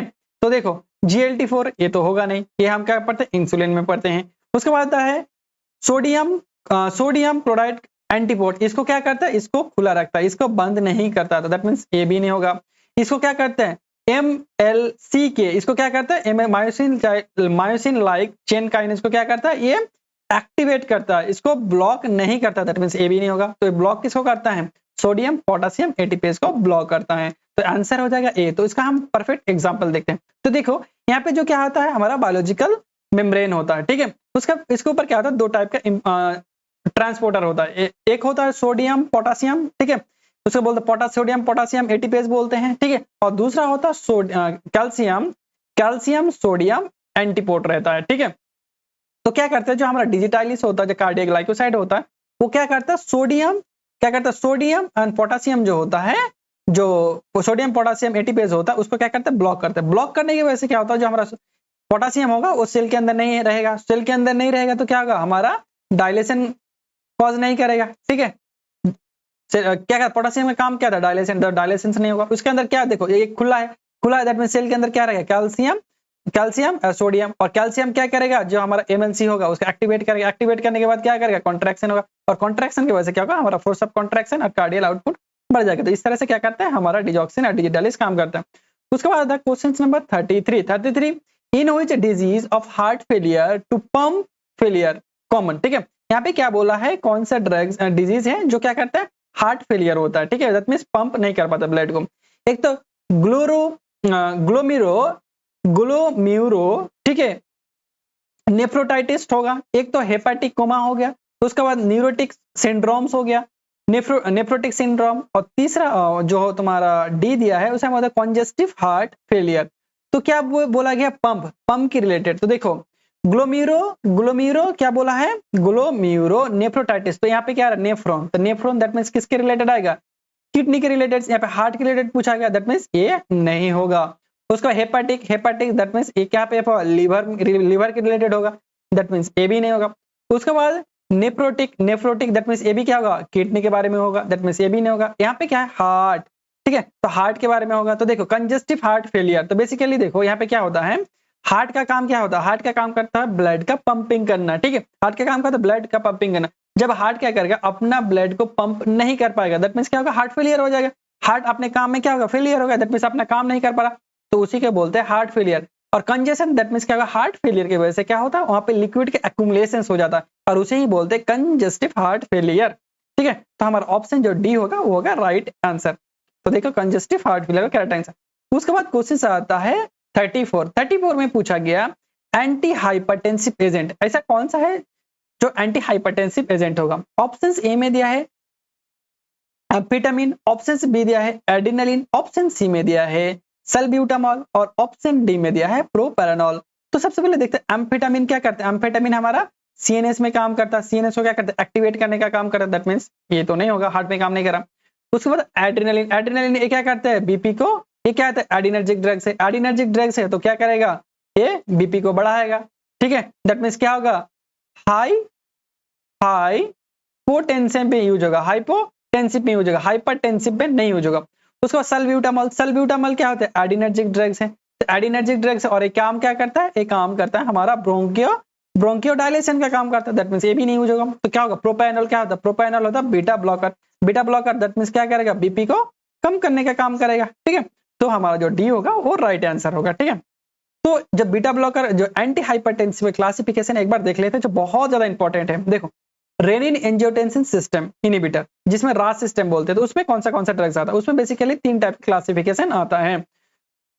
जो फर्स्ट क्लासिफिकेशन आता है उसे हम एसी इनहिबिटर, जहां पे हमें याद रखना है प्रिल दैट मींस कैप्टाप्रिल, इनाप्रिल और लिसिनाप्रिल। उसके बाद एंजियोटेंसिन रिसेप्टर ब्लॉकर, जिसमें हम याद रखना साइटन, देखो लोसाइटन, कैंडिसाइटन और इब्रासाइटन। उसके बाद जो एक लौता ड्रग्स आता है रेनिन इनहिबिटर, जिसमें हमें याद रखना है एलिसकैरिन। उसके बाद थायराइड में क्या यूज करते हैं, लूप डायरेटिक्स यूज करते हैं, थायराइड यूज करते हैं, लूप डायरेटिक्स और स्प्रिंग डायरेटिक्स। तो थायराइड में क्या यूज करते हैं, हाइड्रोक्लोरथायराइड और क्लोरथायराइड। उसके बाद लूप डायरेटिक्स में फ्यूरोसिमाइड, बिमेटाडाइन और टॉर्सेमाइड। उसके बाद स्प्रिंग डायरेटिक स्पाइरोलैक्टोन, ठीक है।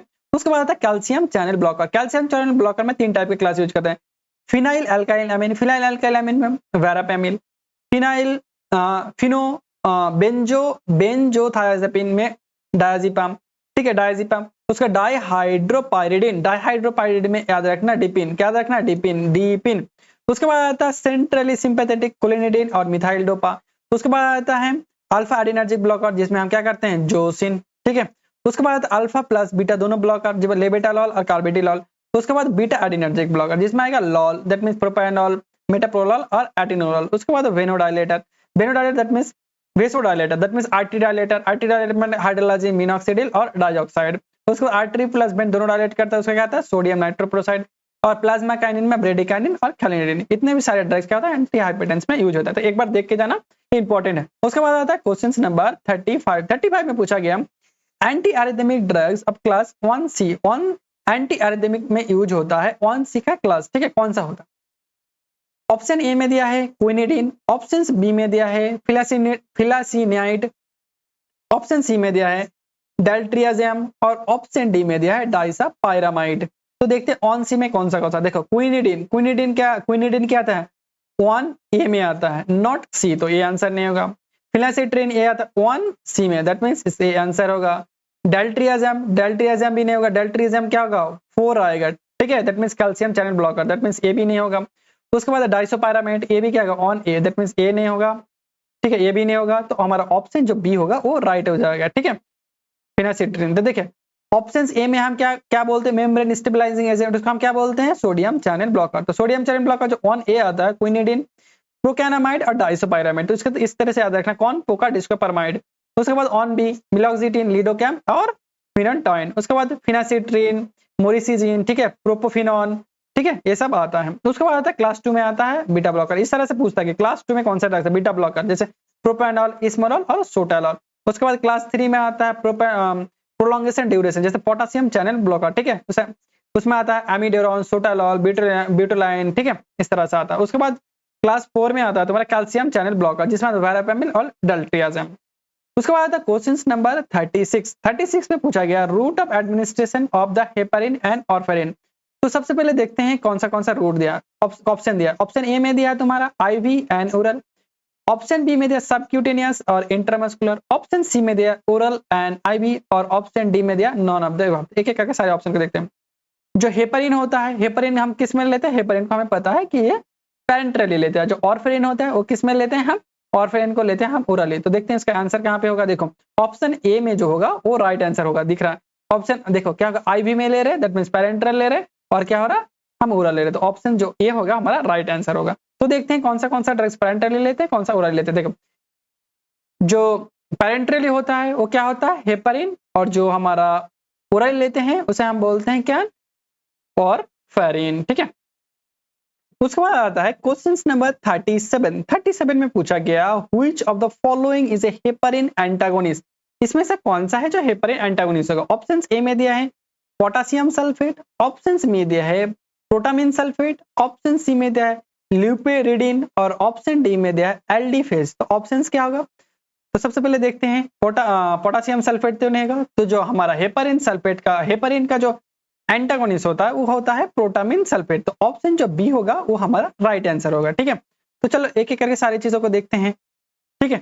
तो देखो जो एट्रोपिन होता है, एट्रोपिन का कौन ये करता है एंटागोनिस्ट करता है, एंटीडोट होता है उसका फाइसोस्टेगमिन, बेंजोडाइजापिन, फ्लूमाजिनॉल। उसके बाद आता है कैल्शियम क्लोराइड। तो हमने सारी चीजों को एक बार देख लिया, ठीक है। तो देखो जो हमारा हेपरिन होता है वो होता है प्रोटामिन सल्फेट। उसके बाद क्वेश्चन नंबर 38 में पूछा गया सल्ब्यूटामॉल क्या करता है। Option A muscle stabiliser, option B bronchodilator, option D C immunosuppressant और ऑप्शन डी होता है एंटीटिसिब। तो हमारा ऑप्शंस क्या होगा, हमारा ऑप्शंस होगा बी ब्रोंकोडाइलेटर। सल्ब्यूटामॉल क्या होता है, एक टाइप का ब्रोंकोडाइलेटर होता है। तो देखो सल्ब्यूटामॉल क्या होता है एडिनर्जिक ड्रग्स होता है, वो क्या करता है एज ए ब्रोंकोडाइलेटर काम करता है। उसके बाद आता है क्वेश्चन नंबर 39 में पूछा गया Lugol iodine contain. Options A में दिया 5% आयोडीन एंड 10% पोटेशियम आयोडाइड। उसके बाद आता है options B 10% of iodine and 5% potassium iodide. Option C में दिया है 10% आयोडीन ऑन 15% पोटेशियम आयोडाइड। उसके बाद ऑप्शन डी में दिया है 10% आयोडीन एंड 20% पोटेशियम आयोडाइड। तो कौन सा आंसर होगा, तो ऑप्शन जो ए होगा वो होगा राइट आंसर। 5% आयोडीन एंड 10% क्या होता है पोटेशियम आयोडाइड होता है, तो ऑप्शन ए राइट आंसर होगा। तो देखते हैं जो ये कंटेन करता है 5% of iodine and 10% potassium iodide. ये बेसिकली क्या होता है ट्रीटिंग ऑफ द हाइपरथायराइडिज्म। जब हाइपरथायराइडिज्म बहुत ज्यादा हो जाता है उसको ट्रीट करने के लिए काम करते हैं। उसके बाद आता है क्वेश्चन नंबर 40 में deficiency of the iodine cause. Iodine के डिफिशियंसी की वजह से क्या होता है। Option A goitre, option B scented syndrome growth, option B hyperthyroidism और option D all of the above. तो इसका आंसर क्या होगा? तो इसका आंसर होगा ऑल ऑफ द अबव। ठीक है, उसका आंसर क्या होगा? All of the above. देखो गॉइटर में बेसिकली क्या होता है? इनलार्जमेंट ऑफ थायराइड ग्लैंड, ठीक है, due to the insufficient of the iodine, ठीक है, हार्मोन। उसके बाद आता है स्टंटेड ग्रोथ। स्टंटेड ग्रोथ में इंपेयरमेंट ऑफ फिजिकल और mental development specially in children. इसके वजह से क्या होता है? आयोडीन एसेंशियल होता है। उसके बाद आता है हाइपरथायराइडिज्म। हाइपरथायराइडिज्म में क्या होता है? Low production of thyroidism hormone caused by the iodine deficiency, ठीक है, तो ए भी होगा। तो ऑल ऑफ द अबव हमारा राइट आंसर होगा। उसके बाद आता है क्वेश्चन नंबर 41 में पूछा गया oral hypoglycaemic agent cause the lactic acidosis most serious complications. उसके बाद ऑप्शंस ए दिया है फेनफॉर्मिंग, ऑप्शंस बी दिया है टोल्ब्यूटामाइड, ऑप्शन सी में दिया है ग्लिबेनक्लामाइड और ऑप्शन डी में दिया है जीपीमाइड, ठीक है, जिप्लीमाइड।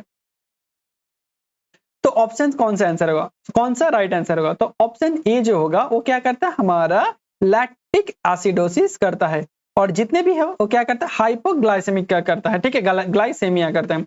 तो हमारा जो ऑप्शन ए होगा वो राइट आंसर होगा। तो देखो ऑप्शन ए क्या करता है? हमारा लैक्टिक एसिडोसिस करता है, और बाकी जितना भी है वो क्या करता है? हाइपोग्लाइसेमिया करता है। उसके बाद आता है क्वेश्चन नंबर 42 में पूछा गया an example of sulfonyl urea. तो ऑप्शंस ए में दिया है मेटफॉर्मिन, ऑप्शन बी में दिया है टोल्ब्यूटामाइड, ऑप्शन सी में दिया है रोजीग्लिटाजोन और ऑप्शन डी में दिया है रैपाग्लिटिनाइड, ठीक है। तो सबसे पहले देखते हैं हर एक ऑप्शंस को देखते हैं। देखो मेटफॉर्मिन क्या होता है? बिगोनाइट के हैं, तो ये भी नहीं होगा। टोल्ब्यूटामाइड होता है किसका? Sulfonyl urea. तो हमारा ऑप्शंस क्या होगा? ऑप्शंस होगा बी राइट आंसर। तो ऑप्शन सी और डी को भी देख लेते हैं। रोजीग्लिटाजोन, तो रोजी होगा क्या होता है? PPRI का होगा, तो ए भी नहीं होगा। उसके बाद रैपाग्लिटाजोन, रैपाग्लिटिनाइड, रैपा क्या होगा? मैंने क्या बोला था? मुगलिनेटा है, तो मेग्लिटिनाइड, ठीक है, तो ए भी नहीं होगा। तो ऑप्शन जब बी होता है वो हमारा राइट आंसर होता है। तो चलो देखते हैं ओरल हाइपोग्लाइसिक एजेंट को। देखो इनहांस द इंसुलिन सिक्रेशन, जो क्या करेगा? पोटेशियम चैनल ब्लॉकर, ठीक है। पोटेशियम चैनल ब्लॉकर में क्या था? Sulfonyl urea. तो फर्स्ट जनरेशन जो होता है उसमें होता है टोल्ब्यूटामाइड और क्या बोलते हैं? क्लोरोप्रोपामाइड। उसके बाद आता है सेकेंड जनरेशन ग्लिबेनक्लामाइड, ठीक है, और जितने भी ग्लिबेनजाइड, जितने भी जी आता है। उसके बाद आता है मोग्लिटिनाइड, रैपाग्लिटिनाइड और नाटाग्लिटिनाइड। उसके बाद बिगोनाइड में क्या था? मेटफॉर्मिन और फेनफॉर्मिन, जो क्या देखो ये सब ड्रग्स क्या करेगा? इंसुलिन का रेसिस्टेंस को ओवरकम करेगा। उसका PPRI, पियोग्लिटाजोन और रोजीग्लिटाजोन। उसके बाद आता है तुम्हारा मिसलेनियस में आता है DPP4, उसमें आता है सीताग्लिप्टिन और सेक्साग्लिप्टिन। उसके बाद GLP-1 एक्जिनाटाइड। उसके बाद SGLT2 इनहिबिटर में आता है डापाग्लिफिजोन और कैनाग्लिफिजोन। उसके बाद आता है डोपामिन एगोनिस्ट में ब्रोमोक्रिप्टेन। उसके बाद आता है अमाइल एनालोगस में आता है प्रीमाटाइड। उसके बाद आता है तुम्हारा रिटायर्ड कार्बोहाइड्रेट्स रीअब्जॉर्प्शन में आता है ग्लूकोज इनहिबिटर में आता है एकार्बोस, ठीक है, एकार्बोस, मिग्लिटाइड और विगाबोस। उसके बाद आता है 43 में पूछा गया मिनी पिल, ठीक है, मिनी पिल में क्या कंटेन होता है? एक होता है oestrogen, option A, option B दिया है non hormonal content, option C में दिया है प्रोजेस्टेरॉन और ऑप्शन डी में दिया है एस्ट्रोजन और प्रोजेस्टेरॉन। तो देखो एस्ट्रोजन और प्रोजेस्टेरॉन तो होगा नहीं, एक किस में यूज होता है? कॉम्बिनेशन पिल में होता है। उसके बाद नॉन हार्मोनल, इसमें तो हार्मोनल के लिए यूज होता है, तो ये भी नहीं होगा। उसके बाद एस्ट्रोजन नहीं होता, इसमें बेसिकली क्या होता है? प्रोजेस्टेरॉन होता है। तो ऑप्शन सी होगा हमारा राइट आंसर। तो क्या होगा? प्रोजेस्टेरॉन। देखो कॉम्बिनेशन पिल में क्या होता है? एस्ट्रोजन और प्रोजेस्टेरॉन, और ओनली प्रोजेस्टेरॉन ओनली पिल जिसे हम बोलते हैं मिनी पिल, जिसमें होगा ओनली प्रोजेस्टेरॉन। उसके बाद आता है क्वेश्चन नंबर 44 में पूछा गया which is not a bacteria static, मतलब इसमें से कौन है जो बैक्टीरिया स्टैटिक नहीं है? तो ऑप्शन ए में यहाँ पे नो दिया, नॉट दिया, याद रखना। ऑप्शन ए में दिया है क्लोरामफेनिकोल, ऑप्शन बी में दिया है एम्फिसिलिन, ऑप्शन सी में दिया है सल्फाडायाजिन और ऑप्शन डी में दिया है टेट्रासाइक्लिन। तो देखते हैं जो ऑप्शन ए है ये क्या है? तो बैक्टीरिया स्टैटिक है। क्लोरामफेनिकोल क्या है? बैक्टीरिया स्टैटिक है। उसका एम्फिसिलिन क्या है? बैक्टीरिया साइडल है, ठीक है। और क्या होता है? जो हमारा सल्फाडायाजिन होता है वो भी क्या होता है? स्टैटिक होता है, और टेट्रासाइक्लिन होता है वो भी क्या? स्टैटिक होता है। तो जो बी होता है वो साइडल होता है, तो नॉट पूछा है, तो हमारा जो बी होगा वो राइट आंसर हो जाएगा, ठीक है। देखो एम्फिसिलिन क्या होता है? बैक्टीरिया स्टैटिक होता है। उसके बाद आता है क्वेश्चन नंबर 45 में पूछा गया ciprofloxacin belong to which class of antibiotics. तो ऑप्शन ए में दिया है मैक्रोलाइड, ऑप्शन बी दिया है सिफेलोस्पोरिन, ऑप्शन सी में दिया है फ्लोरोक्विनोलोन और ऑप्शन डी में दिया है अमीनोग्लाइकोसाइड। तो क्या पूछा है हमें यहाँ पे सिप्रोफ्लॉक्सासिन। तो देखो मैक्रोलाइड तो होगा नहीं, मैक्रोलाइड में क्या आता है एरिथ्रोमाइसिन, ठीक है, एरिथ्रोमाइसिन ये सब आएगा। तो उसके बाद सिफेलोस्पोरिन, सिफोटिटेन, ठीक है, उसके बाद सिफेलोरिडीन ये सब आएगा। फ्लोरोक्विनोलोन में बेसिकली क्या था, सिप्रोफ्लॉक्सासिन में क्या होगा फ्लोरोक्विनोलोन, ए भी नहीं होगा, ए भी नहीं होगा तो ए होगा, ठीक है। और अमीनोग्लाइकोसाइड में क्या था जेंटामाइसिन, ठीक है, स्ट्रेप्टोमाइसिन ये सब कहते हैं अमीनोग्लाइकोसाइड, तो ए भी नहीं होगा। तो हमारा जो सी होता है वो होगा सिप्रोफ्लॉक्सासिन के अंदर आता है, ठीक है। तो देखो मैक्रोलाइड में क्या आता है एरिथ्रोमाइसिन, क्लेरिथ्रोमाइसिन, एजिथ्रोमाइसिन। उसके बाद सिफेलोस्पोरिन में क्या आता है सिफोलैक्सिन, ठीक है, सिफोफ्लॉक्सिन, उसके बाद सिफोट्राक्सोन। उसके बाद अमीनोग्लाइकोसाइड में आता है जेंटामाइसिन, एमिकेसिन और टोब्रामाइसिन। उसके बाद फ्लोरोक्विनोलोन में क्या था सिप्रोफ्लॉक्सासिन। उसके बाद आता है क्वेश्चन नंबर 46 जिसमें पूछा गया which is the following pair is antibiotic and it is the source, identify the correct pair। इसमें से कौन सा पेयर हो जो करेक्ट होगा। तो ऑप्शन ए में दिया है ग्रीसियोफोल्बिन कहां से मिलता है बैक्टीरिया से, ऑप्शन बी दिया है पॉलीइंस मिलता है हमें फंगी से, ऑप्शन सी में दिया है क्लिस्टेटिन फंगी से और ऑप्शन डी में दिया है मैक्रोलाइड एक्टिनोमाइसिटिन से। तो कौन सा पेयर सही होगा। तो चलो एक एक करके देखते हैं। जो ग्रीसियोफोल्बिन होता है वो बैक्टीरिया से नहीं मिलता, ये कहां से मिलता है हमें फंगी से मिलता है। उसके बाद पॉलीइन से फंगी से नहीं मिलता, हमें कहां से मिलता है पॉलीइन हमें मिलता है एक्टिनोमाइसिटिन से। उसके बाद क्लिस्टेटिन हमें कहां से मिलता है फंगी से नहीं मिलता, बैक्टीरिया से मिलता है। उसके बाद लास्ट एक ही बचा कौन मैक्रोलाइड, जो मैक्रोलाइड कहां से मिलता है एक्टिनोमाइसिटिन। जो हमारा राइट आंसर हो जाएगा होगा डी। ये भी नहीं होगा क्योंकि ये गलत दे रखा है, ये भी गलत, ये भी गलत, तो लास्ट में जो डी होता है वो राइट आंसर हो जाएगा। मैक्रोलाइड होता है वो एक्टिनोमाइसिटिन। देखो ये बहुत इंपॉर्टेंट है, बार बार पूछा जाता है। देखो मैक्रोलाइड सोर्स जो फंगी से हमें क्या क्या मिलता है पेनिसिलिन, सिफेलोस्पोरिन और ग्रीसियोफोल्बिन। उसके बाद बैक्टीरिया से क्या मिलता है पॉलीमॉक्सिन्स, बी क्लिस्टेटिन, बैसिट्रेसिन, टाइटाइसिन एंड एजियोथ्रियोनाम। उसके बाद एक्टिनोमाइसिटिन से अमीनोग्लाइकोसाइड, टेट्रासाइक्लिन, क्लोराम्फेनिकोल, मैक्रोलाइड और पॉलीएंस। उसके बाद देखते हैं क्वेश्चन नंबर 47 में पूछा गया क्वाट्रीमॉक्सोजोल इज अ कॉम्बिनेशन, एक कॉम्बिनेशन है जिसका नाम है क्वाट्रीमॉक्सोजोल, जिसमें हम क्या यूज करते हैं trimethoprim with sulfamethoxazole. Which of following statement is correct about cotrimoxazole, मतलब क्वाट्रीमॉक्सोजोल के रिगार्डिंग कौन सा स्टेटमेंट है जो सही होगा। ऑप्शन ए में दिया है most effective ratio and trimethoprim and sulfamethoxazole plasma 20:1। उसके बाद आता है cotrimoxazole is a contraindicated pregnancy. Option C trimethoprim sulfamethoxazole administered the dose ratio is 5:1 achieve optical synergic effect.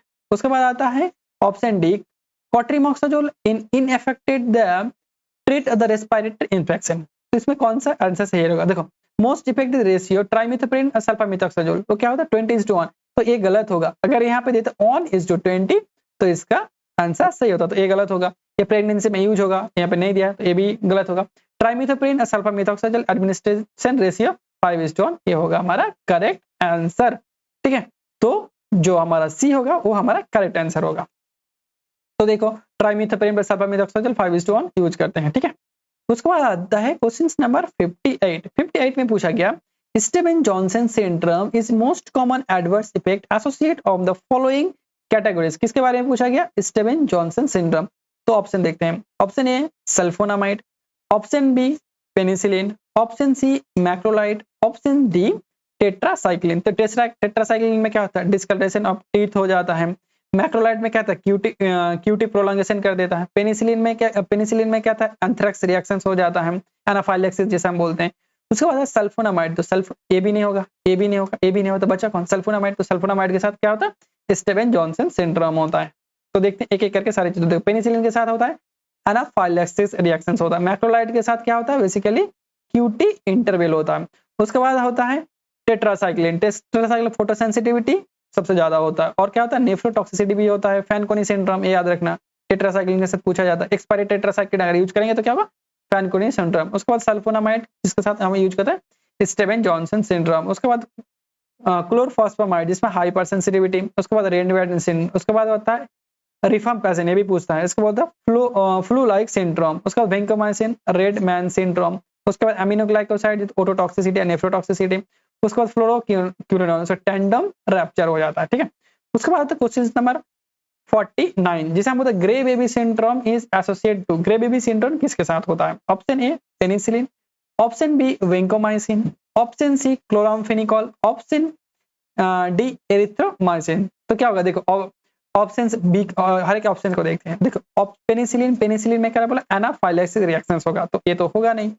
Vancomycin के साथ क्या होता है, रेडमैन सिंड्रोम होता है, तो ये भी नहीं होगा। क्लोरामफेनिकॉल, क्लोरामफेनिकॉल भी नहीं होगा। उसके बाद सॉरी क्लोरामफेनिकॉल होगा, क्लोरामफेनिकॉल के साथ क्या होता है, ग्रे बेबी सिंड्रोम, तो ऑप्शन क्या होगा, सी राइट होगा। उसके बाद देखो ऑप्शन डी, ऑप्शन डी में देखा है एरिथ्रोमाइसिन, एरिथ्रोमाइसिन किसका था, मैक्रोलाइड, मैक्रोलाइड के अंदर आता है, तो ये क्या होगा, क्यूटी प्रोलॉन्गेशन करेगा, तो ये भी नहीं होगा। तो हमारा जो ऑप्शन सी होगा वो होगा राइट आंसर। दैट क्लोरामफेनिकॉल के साथ क्या होता है, ग्रे बेबी सिंड्रोम होता है। तो देखो पेनिसिलिन के साथ एनाफाइलेक्सिस रिएक्शन होता है, ठीक है। वेंकोमाइसिन के साथ रेडमैन सिंड्रोम, क्लोरामफेनिकॉल के साथ ग्रे बेबी सिंड्रोम, और एरिथ्रोमाइसिन के साथ कोलेस्टेटिन एंड हेपेटाइटिस होता है। उसके बाद लास्ट क्वेश्चन है आज का हमारा, जो होता है 50 number, anti cancer agent bye the inhibit that topoisomerase 2, ठीक है। टोपोआइसोमेरेज 2 को इनहिबिट करता है कौन सा ड्रग्स? उसके बाद सबसे पहले दिया है डॉक्साब्यूसिन, ठीक है, डॉक्सोरूबिसिन, ऑप्शन बी दिया है मिथोट्रेक्सेट, ऑप्शन सी दिया है बुसल्फेन, और ऑप्शन डी दिया है इटोपिसाइड। तो हर एक ऑप्शंस को देखते हैं। देखो डॉक्सोरूबिसिन क्या होता है, हमारा जो एंटीबायोटिक्स होता है, एंटीबायोटिक्स होता है, तो चलो ए भी नहीं होगा, ठीक है। उसके बाद आता है मिथोट्रेक्सेट, मिथोट्रेक्सेट क्या करता है, फोलेट को सिंथेसिस को रोकता है, दैट मींस ए भी नहीं होगा। उसके बाद बुसल्फेन, बुसल्फेन क्या होता है, अल्कलाइटिंग एजेंट होता है, दैट मींस ए भी नहीं होगा। उसके बाद टोपोआइसोमेरेज, टोपोआइसोमेरेज क्या करता है, टोपोआइसोमेरेज 2 को रोकने का काम करता है। तो ए जो हमारा जो डी होगा वो राइट आंसर होगा, जो डी होगा यहाँ पे नहीं दिया रखा, डी हमारा राइट आंसर होगा। तो चलो एक एक करके जितने भी एंटी कैंसर ड्रग्स है उसको हम देख लेते हैं। देखो अल्कलाइटिंग, अल्कलाइटिंग में क्या आता है, मिक्लोरोइथामाइन, ठीक है, विथामाइन, बेंडिमस्टैन, साइक्लोफॉस्फामाइड, मिफ्लैन, ठीक है। उसके बाद बुसल्फेन, उसके बाद प्लैटिनम कोऑर्डिनेटिंग कॉम्प्लेक्स, ठीक है। उसके बाद सिस्प्लैटिन, कार्बोप्लैटिन, ऑक्सीप्लैटिन। उसके बाद आता है एंटी मेटाबोलॉजी, इंपॉर्टेंट होता है। देखो फोलेट एंटागोनिस्ट, फोलेट एंटागोनिस्ट का मिथोट्रेक्सेट और मिथोट्रेक्सेट याद रखना, और पिमोट्रेक्सेट। उसके बाद आता है प्यूरिन एंटागोनिस्ट, प्यूरिन एंटागोनिस्ट 6 मार्किप्टोप्यूरिन और 6 थायगोनिन एंड अजाथियोप्यूरिन, प्यूरिन। उसके बाद आता है पायरिमिडिन एनालोगस, पायरिमिडिन एनालोगस में क्या आता है 5 फ्लोरोयूरासिल, ठीक है। उसके बाद आता है माइक्रोट्यूब्यूल डैमेज, ये भी इंपॉर्टेंट है, जैसे होता है विंकी अल्कलॉइड, विंकी अल्कलॉइड से क्या होता है विनक्लस्टिन, बिलब्लास्टिन और विनारोबिसिन। उसके बाद टैक्सोल, पिक्सीटैक्सोल और डॉक्सीटैक्सोल।